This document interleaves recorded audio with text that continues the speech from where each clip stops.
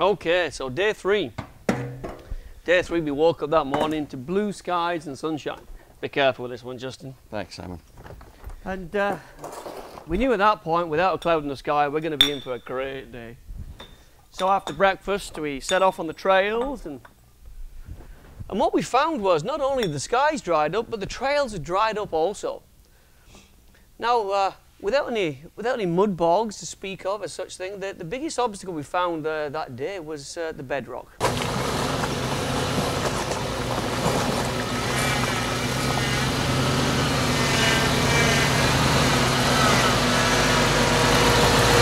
This is a perfect time to talk about armor. There's a reason that we require you to have front and rear diff guards and rock sliders. They were used to their limit this time.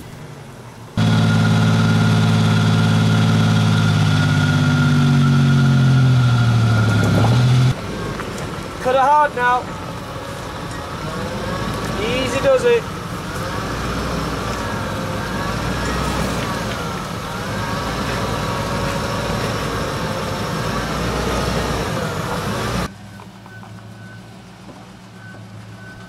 Tiny bit more, just a little bit. 3 inches. Come on.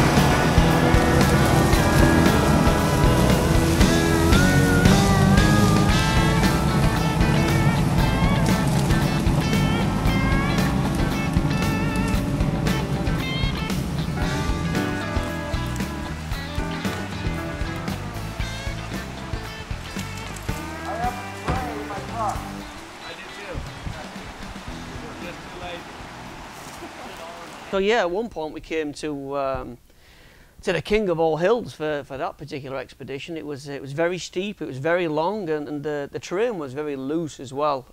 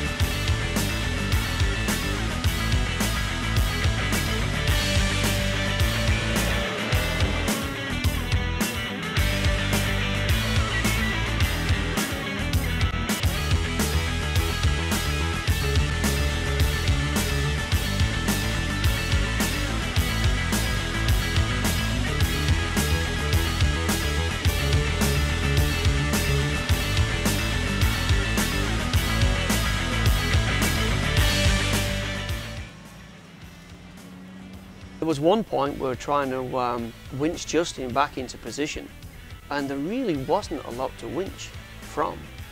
We picked this one particular rock. We thought it was bedrock at first, only to find it out when we started winching it. It really wasn't. It was a big slab of rock, and at some point, because we had a strap around this rock and we were winching off it, the rock began to move.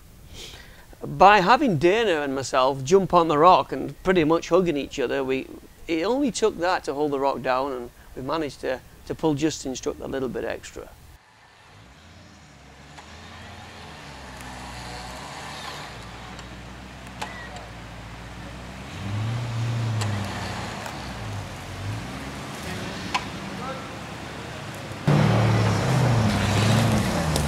Here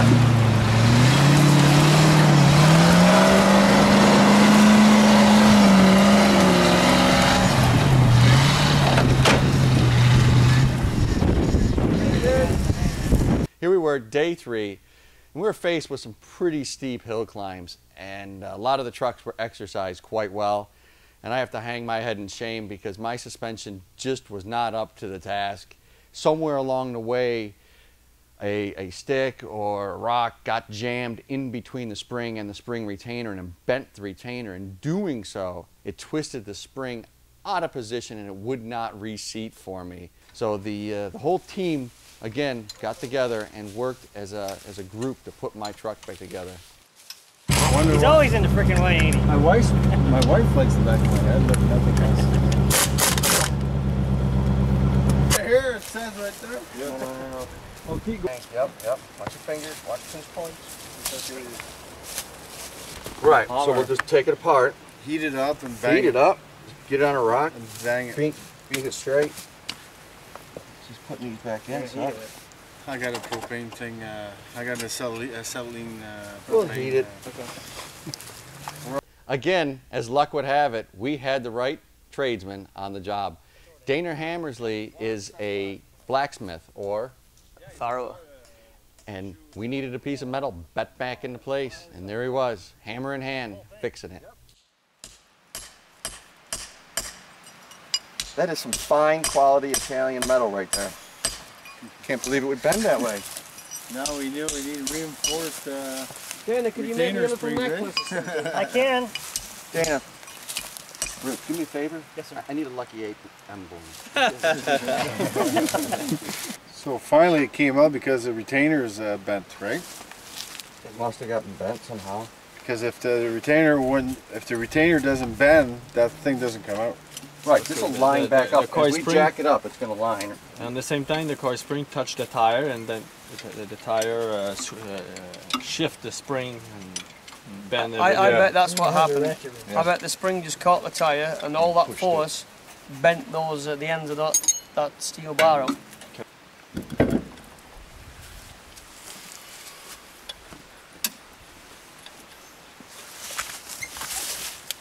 And look at all the parts we've saved.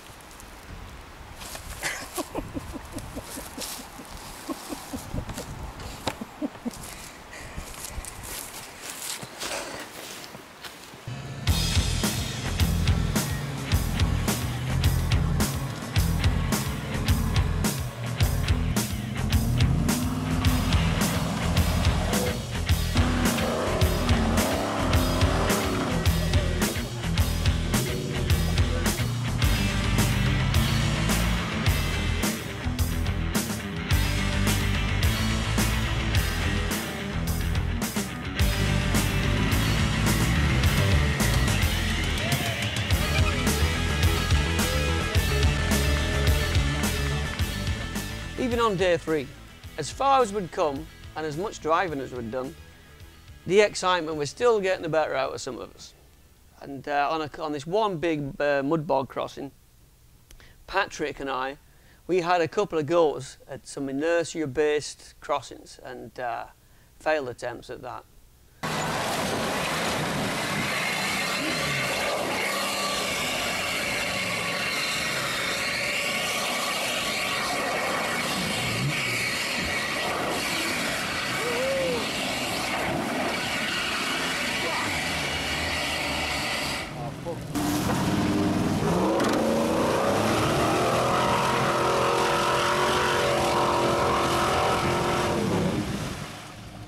Richard came along and his portal axles and he really showed us how it was supposed to be done.